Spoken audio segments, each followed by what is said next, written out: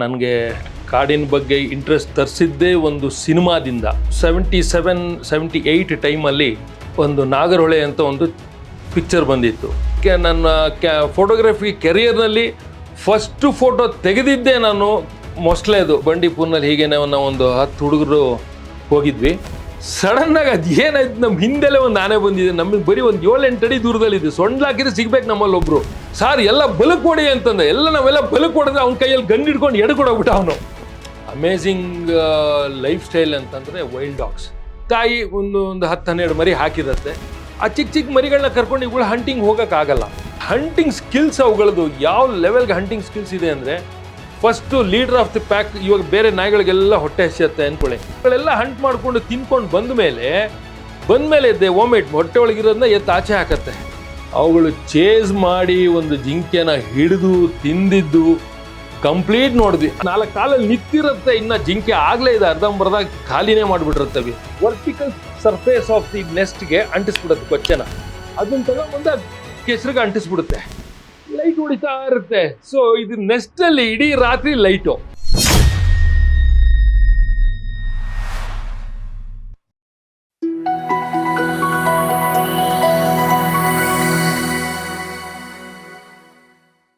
ನಮಸ್ಕಾರ, ನನ್ನ ಹೆಸರು ಮುಖೇಶ್ ಅಂತ. ನಾನು ಮೈಸೂರಿನವನೇ. I was born and brought up in Bangalore. So ನನಗೆ ಕಾಡಿನ ಬಗ್ಗೆ ಇಂಟ್ರೆಸ್ಟ್ ತರಿಸಿದ್ದೇ ಒಂದು ಸಿನಿಮಾದಿಂದ. 77-78 ಟೈಮಲ್ಲಿ ಒಂದು ನಾಗರಹೊಳೆ ಅಂತ ಒಂದು ಪಿಕ್ಚರ್ ಬಂದಿತ್ತು. ಅದು ಮಕ್ಕಳು ಪಿಕ್ಚರ್. ಅದು ಆ ಮಕ್ಕಳು ಮಾಡಿದ್ರಲ್ಲಿ ಇಬ್ಬರು ನನ್ನ ಸ್ಕೂಲ್ ಮೇಟ್ಸ್ ಆಗಿದ್ರು. National high school Basavanagudi school mates ಆಗಿದ್ರು. ಸೊ ಅವರು ಫಿಲಮಲ್ಲಿ ಮಾಡಿದ್ದಾರೆ ಅಂತ ಗೊತ್ತಾದಾಗ ನನಗೆ ಒಂದು ಕುತೂಹಲ ಬಂತು, ಫಿಲಮಲ್ಲಿ ಮಾಡ್ತಾ ಇದ್ದಾರಾ ಅಂತ. ಆಮೇಲಿಂದ ಯಾವ ಫಿಲಮು? ನಾಗರಹೊಳೆ ಅಂತ ಅಂದರು. ಏನು ನಾಗರಹೊಳೆ ಅಂದರೆ ಏನು? ಹೊಳೆ ಮೇಲೆ ಫಿಲಮ್ಮ ಏನು? ನಾಗರಹೊಳೆ ಅಂತ ಒಂದು ಕಾಡಿದೆ, ಆ ಕಾಡಲ್ಲೇ ಫುಲ್ ಪಿಕ್ಚರ್ ಇರೋದು, ಕಾಡಲ್ಲೇ ಇದ್ವಿ ನಾವು, ಇಷ್ಟು ದಿನ ಶೂಟಿಂಗ್ ಎಲ್ಲ ಮಾಡಿದ್ವಿ ಅಂತೆಲ್ಲ ಹೇಳಿದ್ರು. ಆಗ ನನಗೆ ಕುತೂಹಲ ಜಾಸ್ತಿ ಆಯಿತು, ನಾಗರಹೊಳೆ ಅಂತ ಒಂದು ಕಾಡಿದೆಯಾ ಅಂತ. ಯಾಕೆಂದ್ರೆ ನಾವು ಬೆಂಗಳೂರಿನಲ್ಲಿ ಇದ್ದಾಗ ನನಗೆ ಗೊತ್ತಿದ್ದಿದ್ದು ಬಂಡೀಪುರ ಅನ್ನೋದು ಒಂದೇ ಕಾಡು, ಬೇರೆ ಕಾಡು ಹೆಸರೇ ಗೊತ್ತಿರಲಿಲ್ಲ. ಸರಿ, ಆಮೇಲೆ ನಾಗರಹೊಳೆ ಕಾಡು. ಸರಿ, 86ನೇ ಇಸ್ವಿನಲ್ಲಿ ನಾವು ಸಮ್ ಫ್ಯಾಮಿಲಿ ಇಶ್ಯೂಸ್ ಎಲ್ಲ ಆಯಿತು. We were forced to shift to Mysuru. Entire family shift ಆದ್ವಿ. ಆವಾಗ ಗೊತ್ತಾಯಿತು ನನಗೆ ಬಂಡೀಪುರ ಒಂದೇ ಅಲ್ಲ, ಮೈಸೂರಿಗೆ ನಾಗರಹೊಳೆ ಕೂಡ ಹತ್ತಿರ ಇದೆ ಅಂತ. ಆವಾಗ ನಾಗರಹೊಳೆ ವಿಸಿಟ್ ಮಾಡೋಕ್ಕೆ ಶುರು ಮಾಡಿ ಎಲ್ಲ ಮಾಡಿದೆ. ಕೊನೆಯಲ್ಲಿ ಒಂಥರ ಕುತೂಹಲ ಜಾಸ್ತಿ ಆಗ್ತಾ ಬಂತು. ಬರೀ ನೋಡ್ಕೊಂಡು ಬಂದರೆ ಸಾಕ, ಅದ್ರ ಬಗ್ಗೆ ಸ್ವಲ್ಪ ತಿಳ್ಕೊಬೇಕಲ್ವಾ, ಸ್ವಲ್ಪ ಡೇಟಾ ಕಲೆಕ್ಟ್ ಮಾಡಬೇಕು, ಸ್ವಲ್ಪ ನಾಲೆಡ್ಜ್ ಇಂಪ್ರೂವ್ ಮಾಡ್ಕೋಬೇಕು ಅಂತ ಎಲ್ಲ ನನಗೆ ಕುತೂಹಲ ಬರೋಕ್ಕೆ ಶುರು ಆಯಿತು. ಸರಿ, ಕುತೂಹಲ ಬಂದಂಗೂ ಒಬ್ಬರು ಫ್ರೆಂಡ್ಸ್ ಆಗ್ತಾ ಬಂದರು. ಹಾಗೆ ಒಬ್ಬರು ಚಿನ್ನಪ್ಪ ಅಂತ ಒಬ್ಬರು ರೇಂಜರು, ಅಷ್ಟೊಳಗೆ ರಿಟೈರ್ ಆಗಿದ್ರು ಅವರು. ಚಿನ್ನಪ್ಪ ಅಂದ್ಬಿಟ್ಟು ಕೊಡಗಿನವರೇ ಅವರು ಪರಿಚಯ ಆಯಿತು, ಅವರ ಸಂಪರ್ಕ ಆಯಿತು. ಅವ್ರ ಜೊತೆ ಒಂದು 2-3 ವರ್ಷ ಒಡನಾಟನೂ ಆಯಿತು. ಅವರು ಎಷ್ಟು ಮಟ್ಟಿಗೆ ಕಾಡಿನ ಬಗ್ಗೆ ತಿಳ್ಕೊಂಡಿದ್ರು, ಅವ್ರ ಹತ್ರ ಎಷ್ಟು ಮಟ್ಟಿಗೆ ನಾಲೆಡ್ಜ್ ಇತ್ತು ಕಾಡಿನ ಬಗ್ಗೆ ಅಂತಂದರೆ ಹೇಳಕ್ಕೆ ಅಸಾಧ್ಯ. He knew the forest like the back of his hand. ಅಷ್ಟು ಮಟ್ಟಿಗೆ ನೀವು ಯಾವುದೇ ಒಂದು ಗಿಡದ ಬಗ್ಗೆ ಕೇಳಿ, ಒಂದು ಸಾಯಿಲ್ ಬಗ್ಗೆ ಕೇಳಿ, ಒಂದು ಪ್ರಾಣಿ ಬಗ್ಗೆ, ಒಂದು ಪಕ್ಷಿ ಬಗ್ಗೆ, ಒಂದು ಕೀಟದ ಬಗ್ಗೆ ಏನೇ ಕೇಳಿದ್ರು he had the answer. One fine day digital cameras ಎಲ್ಲ ಬಂದಮೇಲಿಂದ ನನಗೆ ಇಂಟ್ರೆಸ್ಟ್ ಶುರು. ನಾವು why not I by A camera ಅಂತ ತಗೊಂಡೆ. ಫಸ್ಟು ತಗೊಂಡು ನಾನು ಕ್ಯಾಮ್ರಾ ತಗೊಂಡು ಹೋಗಿದ್ದೆ ಕುಕ್ರಳ್ಳಿ ಕೆರೆಗೆ. ಅಲ್ಲಿ ನನಗೆ ಫಸ್ಟ್ ನನ್ನ ಕ್ಯಾಮ್ರಾನಲ್ಲಿ ನನ್ನ ಫೋಟೋಗ್ರಫಿ ಕೆರಿಯರ್ನಲ್ಲಿ ಫಸ್ಟು ಫೋಟೋ ತೆಗೆದಿದ್ದೇ ನಾನು ಮೊಸ್ಲೇದು ಕುಕ್ನಳ್ಳಿ ಕೆರೆಯಲ್ಲಿ. Then one day I thought what to do with my photographs. I have got several, ಹೆಚ್ಚು ಕಮ್ಮಿ ಒಂದು 500-600 GB ಅಷ್ಟು ಫೋಟೋಗಳು ನನ್ನ ಹತ್ರ ಇತ್ತು. Thousands of tiger photos, thousands of leopard photos, hunting photos, ಎಲ್ಲ ಸಬ್ಜೆಕ್ಟು ಇತ್ತು. ಏನು ಮಾಡೋದು ಇದನ್ನ ಅಂತ ಯೋಚನೆ ಮಾಡಿಕೊಂಡು ದೆನ್ ಒನ್ ಫೈನ್ ಡೇ ನಮಗೆ, I am A Rotarian actually ಇನ್ ಮೈಸೂರು. ನಮ್ಮ ರೋಟರಿ ಕ್ಲಬ್ನಲ್ಲಿ ನನಗೆ ನಮ್ಮ ಪ್ರೆಸಿಡೆಂಟ್ ಪ್ರಸಾದ್ ಅಂತ ಒಬ್ಬರಿದ್ದರು. ಅವರು ನನಗೆ ಒಂದು ಆಪ್ಷನ್ ಕೊಟ್ಟರು, Mukesh why don't you prepare a PPT and give a talk in our club ಅಂತ.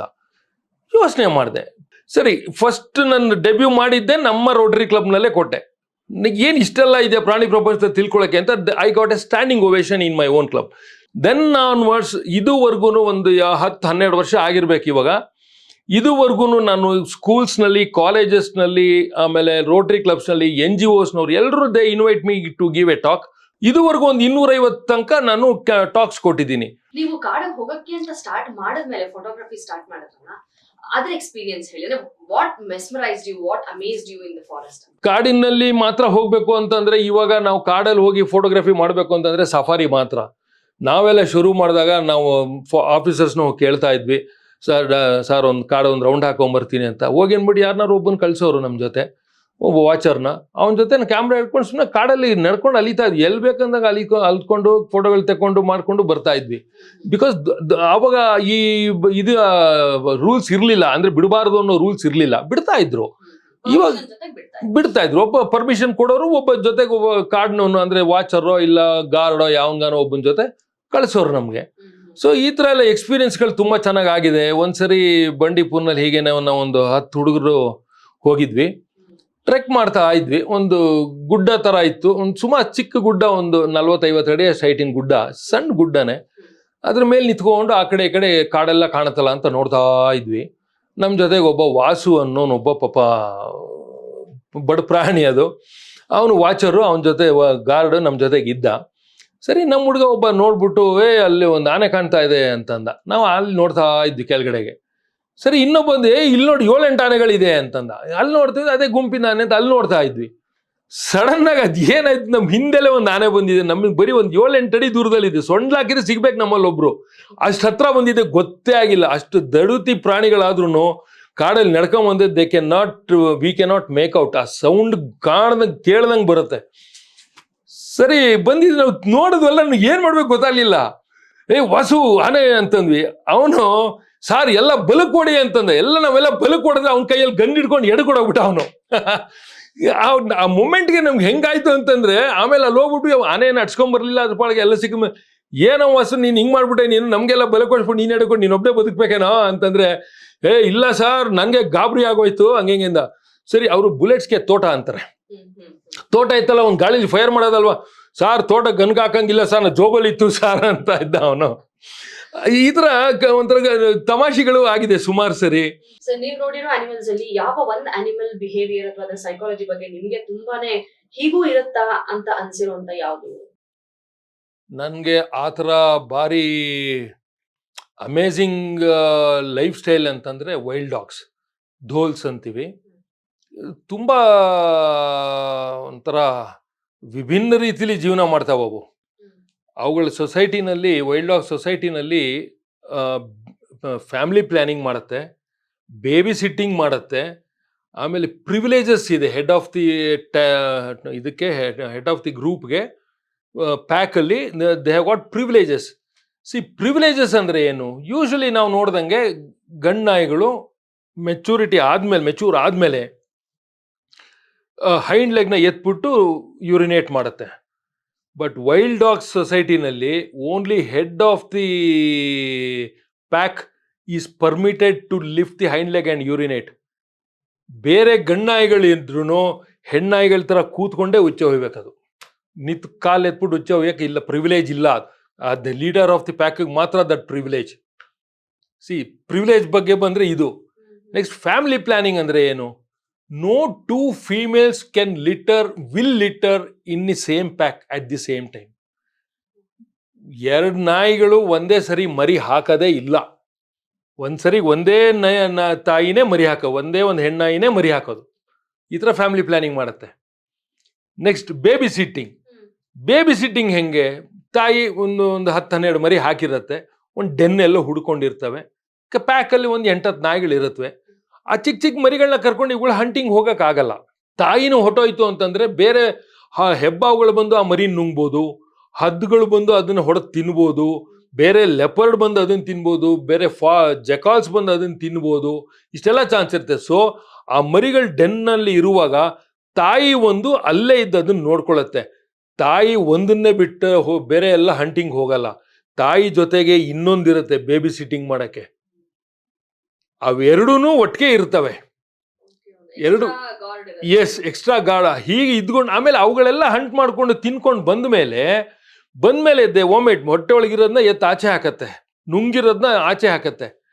ಇವುಗಳಿಗೆ ಪ್ಲಸ್ ಮರಿಗಳಿಗೆ ಅದನ್ನ ಅವುಗಳಿಗೆ ಊಟ ಬೇಕಲ್ಲ, ನುಂಗಿರೋದನ್ನ ವಾಪಸ್ ಆಚೆ ಹಾಕತ್ತೆ. ಆವಾಗ ಈ ಬೇಬಿ ಸಿಟ್ಟಿಂಗ್ ಮಾಡಿರೋದು 2 ದೊಡ್ಡ ನಾಯಿಗಳು, ತಾಯಿ ಮತ್ತೆ ಇನ್ನೊಂದು, ಮತ್ತೆ ಮರಿಗಳು, if they are in a position to eat, ಇಲ್ಲಾಂದ್ರೆ ಅಮ್ಮನ ಹಾಲು ಕುಡಿಯೋಕೊಂಡಿರತ್ತೆ.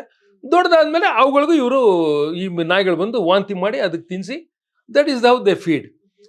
ನೋಡಿ ಎಷ್ಟು ತರ ಫ್ಯಾಮಿಲಿ ಪ್ಲಾನಿಂಗ್ ಆಗ್ಬೋದು, ಬೇಬಿ ಸಿಟ್ಟಿಂಗು, ಈ ಪ್ರಿವಿಲೇಜಸ್ಸು ಅಂಡ್ ಹಂಟಿಂಗ್ ಸ್ಕಿಲ್ಸ್. ಅವುಗಳದ್ದು ಯಾವ ಲೆವೆಲ್ಗೆ ಹಂಟಿಂಗ್ ಸ್ಕಿಲ್ಸ್ ಇದೆ ಅಂದ್ರೆ, first leader of the pack. ಇವಾಗ ಬೇರೆ ನಾಯಿಗಳಿಗೆಲ್ಲ ಹೊಟ್ಟೆ ಹಸಿಯತ್ತೆ ಅನ್ಕೊಳ್ಳಿ, ಊಟ ಬೇಕು. ಅವಾಗ ಏನ್ ಮಾಡಿ, how will they signal the leader of the pack to start hunting ಅಂದಾಗ ಎಲ್ಲ ಬಂದ್ಬಿಟ್ಟು ನಾಯಿಗಳು ಈ ಲೀಡರ್ ಆಫ್ ದಿ ಪ್ಯಾಕ್ಗೆ ಮೂತಿ ನೆಕ್ಕತ್ತೆ, ಮೂತಿ ನೆಕ್ಕಿ ಹಾಕತ್ತೆ ಅಲ್ಲಿಗೆ ನನಗೆ ಊಟ ಬೇಕು ಅಂತ. ಸರಿ, ದೆನ್ ಇಟ್ ವಿಲ್ ಸ್ಟಾರ್ಟ್. ಹುಡ್ಕೊಂಡು ನಿಧಾನಕ್ಕೆ ಹೋಗ್ತವೆ. ದೇ ಲಾಕ್ ಎ ಟಾರ್ಗೆಟ್, ಅಲ್ಲಿದೆ, ದೇ ಲಾಕ್ ಎ ಟಾರ್ಗೆಟ್ ಅಂದಾಗ first leader of the pack ಹೋಗುತ್ತೆ. ಇನ್ನು ಮಿಗ್ದವು ಅಷ್ಟೇ ಜೋರಾಗಿ ಓಡಲ್ಲ, ಅದ್ರ ಹಿಂದೆ they follow with A lesser speed. For example, ಅದು ಒಂದು 60 ಕಿಲೋಮೀಟರ್ ಸ್ಪೀಡಲ್ಲಿ ಹೋಗ್ತಿದೆ ಅನ್ಕೊಳ್ಳೋಣ, ಈ ಮಿಗ್ದವೆಲ್ಲ 35-40 ಹೋಗ್ತಾ ಇರುತ್ತೆ, ಲೆಸರ್ ಸ್ಪೀಡ್. ಎಕ್ಸಾಂಪಲ್, ಅದಕ್ಕೆ ಸುಸ್ತಾಯ್ತು ಅಂತಂದ್ರೆ ಇದು ಸ್ಲೋ ಡೌನ್ ಆಗುತ್ತೆ. ಈ ಸೆಕೆಂಡ್ ಇನ್ ಲೈನ್ ಇರುತ್ತಲ್ಲ 30-40, ಅದಕ್ಕೆ ಅಷ್ಟು ಸುಸ್ತಾಗಿರಲ್ಲ, that will overtake and that will take the lead one after the other. ಇವುಗಳು ಹಿಂಗೆ ಸುಸ್ತಾಗ್ದಂಗೆ ಹಂಟ್ ಮಾಡಿ ಚೇಸ್ ಮಾಡ್ತಾ ಇರುತ್ತವೆ. But the prey animal cannot afford to lose the speed. ಅದು ಓಡೋ ಸ್ಪೀಡಲ್ಲಿ ಓಡ್ತಾನೆ ಇರ್ಬೇಕದು. ಅದಕ್ಕೆ ಸುಸ್ತಾಗಿ ಹಾರ್ಟ್ ಬೀಟ್ ಜಾಸ್ತಿ ಆಯ್ತು ಅಂದ್ರೆ ನಿಂತ್ಕೊಂಡ್ಬಿಡುತ್ತೆ. ನಿಂತ್ಕೊಂಡಾಗ ಅದಕ್ಕೆ ಹೇಳುದು, ಟೈಗರ್ಸ್ಗಾಗ್ಲಿ ಲೆಪರ್ಡ್ಸ್ಗಾಗ್ಲಿ their success rate in a hunt is around 20%, 10%. Versus for wild dogs it is 95% success rate. Chase ಮಾಡಿದಾಗ ಊಟ ಸಿಗ್ಲಿಲ್ಲ ಅನ್ನೋದು ತುಂಬಾ ಅಪರೂಪ. ಅಂಡ್ ಸಿಕ್ತು ಅಂತಂದ್ರೆ ಅದನ್ನ ನೆಲಕ್ಕೆ ಬೀಳೋ ಮುಂಚೆನೆ ಅರ್ಧ ಖಾಲಿ ಮಾಡೇ ಬಿಟ್ಟಿರುತ್ತೆ ಹಿಂದ್ಗಡೆಯಿಂದ. ಅವುಗಳು ಚೇಸ್ ಮಾಡಿ ಒಂದು ಜಿಂಕೆನ ಹಿಡಿದು ತಿಂದಿದ್ದು ಕಂಪ್ಲೀಟ್ ನೋಡಿದ್ವಿ. ಅಂದ್ರೆ ಅದ ಒಂಥರ ಅದನ್ನ ನೋಡಕ್ಕೆ ಮೈ ಜುಮ್ ಅನ್ನತ್ತೆ. ಒಂದು ಜಿಂಕೆನ ಹಿಡೀತು ಅಂದ್ರೆ ಕಾಡ್ನಾಯಿಗಳು, ಅದು ಇವಾಗ ಹುಲಿ ಆಗ್ಲಿ ಚಿರತೆ ಆಗ್ಲಿ ಹಿಡೀತು ಅಂದ್ರೆ ವಿಂಡ್ ಪೈಪ್ ನ ಬ್ಲಾಕ್ ಮಾಡಿ ಸತ್ತ ಮೇಲೆ ಇಟ್ ಸ್ಟಾರ್ಟ್ಸ್ ಈಟಿಂಗ್. ಬಟ್ ನಾಯಿಗಳು ಹಂಗಲ್ಲ, ಸುತ್ತುವರೆದ್ಬಿಟ್ಟು ಗುಂಪಲ್ಲಿ ಇರ್ತವೆ, ಸುತ್ತುವರೆದ್ಬಿಟ್ಟು ಅದು ಮುಂದೆ ಹಿಂದೆ ಹಿಂಗ್ ಓಡಿಸ್ತಾ ಇರುತ್ತೆ ಬೇರೆ ನಾಯಿಗಳನ್ನ.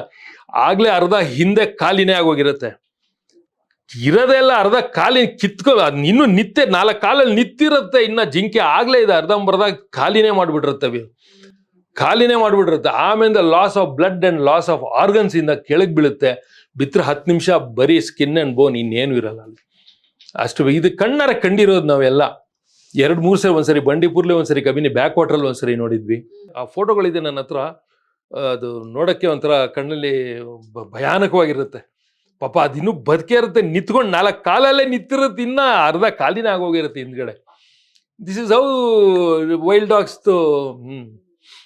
ಈಗ ವೈಲ್ಡ್ ಬಗ್ಗೆ ಮಾತಾಡುವಾಗ ಅಥವಾ ನೇಚರ್ ಅಂತ ಮಾತಾಡಿದ್ರೆ ಸಾಮಾನ್ಯ ದೊಡ್ಡ ದೊಡ್ಡ ಪ್ರಾಣಿಗಳು ನಮ್ ಗಮನಕ್ಕೆ ಬರುತ್ತೆ, ಕಣ್ಣಿಗೆ ಕಾಣುತ್ತೆ. ಬಟ್ ನೀವು ಅವಾಗ್ಲೇ ಮಾತಾಡುವಾಗ ಹೇಳಿದ್ರಿ, ಇನ್ನು ಎಷ್ಟೋ ಜೀವ ಜಂತುಗಳು ಆತರ ನಮ್ಗೆ ಕಾಂಟ್ರಿಬ್ಯೂಟ್ ಮಾಡುತ್ತೆ ನೇಚರ್ ನ ಇಕೋ ಬ್ಯಾಲೆನ್ಸ್ ನ ಮಾಡೋದ್ರಲ್ಲಿ ಅಂತ. ಇನ್ನೊಂದು ಯಾವ್ದಾದ್ರು ಕುತೂಹಲಕರವಾದಂತ ಅಂತ ಜೀವ ಜಂತು ಬಗ್ಗೆ ಹೇಳ್ಬೋದಾ? ಕುತೂಹಲಕಾರಿ ಅಂದ್ರೆ ಒಂದೇ ಒಂದು ಪಕ್ಷಿ ಬಗ್ಗೆ ಮಾತಾಡಕ್ಕೆ ಇಷ್ಟಪಡ್ತೀನಿ. ಗೀಜ್ಗನ್ ಗೂಡು, ಗೀಜ್ಗ ಅಂತೀವಿ ಅದಕ್ಕೆ. ಅದು ಗೂಡು ಕಟ್ಟುವಾಗ ಏನ್ ಮಾಡತ್ತೆ, ಹೆಣ್ಣಿಗೆ ಅದಕ್ಕೆ ಗೂಡು ಕಟ್ಟಕ್ ಬರಲ್ಲ. ಗಂಡೆ ಫಸ್ಟ್ ಗೂಡು ಕಟ್ಬಿಟ್ಟು, ತುಂಬಾ ಸ್ಕಿಲ್ ಬೇಕು ಆ ಗೂಡು ಕಟ್ಟಕ್ಕೆ. ನೀವು ಆ ಗೂಡು ನೋಡಿರ್ಬೇಕು ಎಷ್ಟು ಚೆನ್ನಾಗಿ ಕಟ್ತವೆ ಅಂದ್ರೆ, ತುಂಬಾ ಚೆನ್ನಾಗಿ ಕಟ್ತವೆ. ಕಟ್ಬಿಟ್ಟು ಒಂದು ಪಾಸಿಂಗ್ ಫೀಮೇಲ್ ನ ಕರೆಯತ್ತೆ, ಬಾಪಾ ಬಾ, ನಾನು ಮನೆ ಕಟ್ಟಿದ್ದೀನಿ, ನೋಡ್ಬಾ, ನಂಗೆ ಮದುವೆ ಮಾಡ್ಕೊಬಾ ಅಂತ. ಅದು ಬಂದು ಇನ್ಸ್ಪೆಕ್ಟ್ ಮಾಡತ್ತೆ. ಇನ್ಸ್ಪೆಕ್ಟ್ ಮಾಡಿದಾಗ ಅದಕ್ಕೆ ಇಷ್ಟ ಆದ್ರೆ ಫ್ಯಾಮಿಲಿ ಸ್ಟಾರ್ಟು, ಇಲ್ಲ ಅಂದ್ರೆ ಅದಕ್ಕೆ ಇಷ್ಟ ಆಗ್ಲಿಲ್ಲ ಅಂತಂದ್ರೆ ಆ ಕಟ್ಟಿರೋ ಗುಂಡ ಕಿತ್ತಾಕ್ಬಿಟ್ಟು ಹೋಗೋದು, ಇನ್ನೊಂದ್ಸರಿ ಕಟ್ಟು ಆಮೇಲೆ ಬರ್ತೀನಿ ನೋಡೋಣ ಅನ್ಬಿಟ್ಟು. ಪಾಪ ಸರಿ ಸಕ್ಸಸ್ ಆಯ್ತು ಅಂತ ಇಟ್ಕೊಳ್ಳೋಣ.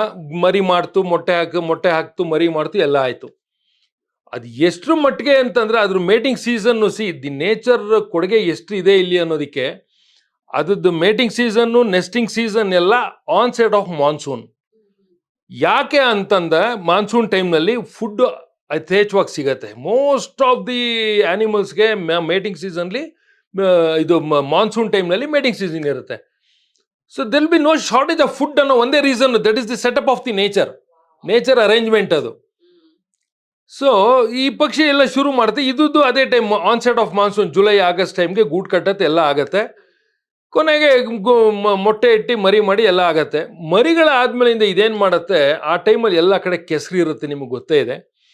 ಆ ಕೆಸರು ಜೊತೆಗೆ ಈ ಲೈಟ್ ಹುಳ ಅಂತೀವಿ, ಮಿಣುಕುಳ, that is called the glow worm ಅಂತ. ಒನ್ ಆಫ್ ದಿ ಬರ್ಡ್ಸ್ ಹೋಗ್ಬಿಟ್ಟು ಸ್ವಲ್ಪ ಕೆಸರು ಕೊಚ್ಚೆ ತಗೊಂಬಂದ್ಬಿಟ್ಟು ವರ್ಟಿಕಲ್ ಸರ್ಫೇಸ್ ಆಫ್ ದಿ ನೆಸ್ಟ್ಗೆ ಅಂಟಿಸ್ಬಿಡತ್ತೆ ಕೊಚ್ಚೆನ. ಅದಿನ್ನೂ ಹಸಿಯಾಗಿರುವಾಗ್ಲೇನೆ ಹೋಗ್ಬಿಟ್ಟು ಒಂದು ಗ್ಲೋ ವರ್ಮ್ ಹರಾಡ್ತಾ ಇರ್ತವೆ ಇದ್ರ ಕಡೆ, ಮಿಂಚುಳ, ಮಿಣುಕುಳ ಅಂತ, ಮಿಂಚುಳ ವಾಟ್ ಎವರ್, ಅದನ್ನ ತಗೊಂಬಂದು ಕೆಸರಿಗೆ ಅಂಟಿಸ್ಬಿಡುತ್ತೆ, ಕಚ್ಕೊಂಡ್ಬಿಡುತ್ತೆ, ಅದು ಹಾರೋಗಕ್ ಆಗಲ್ಲ, ಲೈಟ್ ಹೊಡಿತಾ ಇರುತ್ತೆ. ಸೊ ಇದು ನೆಸ್ಟ್ ಅಲ್ಲಿ ಇಡೀ ರಾತ್ರಿ ಲೈಟು, ಮಾರನೇ ದಿನ ಬೆಳಗ್ಗೆಗೆ ಅದು ಸತ್ತೋಗಿರುತ್ತೆ ಹುಳ. ಪಾಪ ಅದಕ್ಕೆ ಊಟ ಗೀಟ ಏನಿರಲ್ಲ, ಸತ್ತೋಗಿರುತ್ತೆ. ಸೊ ನಾಳೆ ನೈಟ್ಗೇನು ಮತ್ತೆ ಇದು ಹೋಗ್ಬಿಟ್ಟು ಅಲ್ಲ, ಆ ಹುಳನ್ ತಿನ್ನತ್ತೆ. ಇದು ಇನ್ಸೆಕ್ಟಿವ್ ಬರ್ಡ್ಸ್, ಇದು ಹುಳನ್ ತಿನ್ಕೊಳ್ಬಹುದು, ಇಲ್ಲ ಎತ್ತ ಹಾಕ್ಬೋದು. ಬಟ್ ಅಷ್ಟೊಳಗೆ ಈ ಕೆಸರು ಒದ್ದೆ ಆಗ್ಬಿಟ್ರೆ ಒಣಗೋಗಿರತ್ತೆ. ಸೊ ಏನ್ ಮಾಡತ್ತೆ, ಆ ಒಣಗೋಗಿರೋ ಕೆಸರು ಮೇಲೆ ದೇ ಯೂರಿನೇಟ್, ಮತ್ತೆ ಹಸಿ ಆಗತ್ತೆ, ಇನ್ನೊಂದು ಹಿಡ್ಕೊಂಬದ್ ಅದಕ್ಕೆ ಅನ್ಸತ್ತೆ. So they gone like that. ಸೊ ಇಡೀ ರಾತ್ರಿ ಲೈಟಲ್ಲಿ ಜೀವನ ಮಾಡ್ತಾವೆ ಈ ಪಕ್ಷಿಗಳು. ಎಸ್.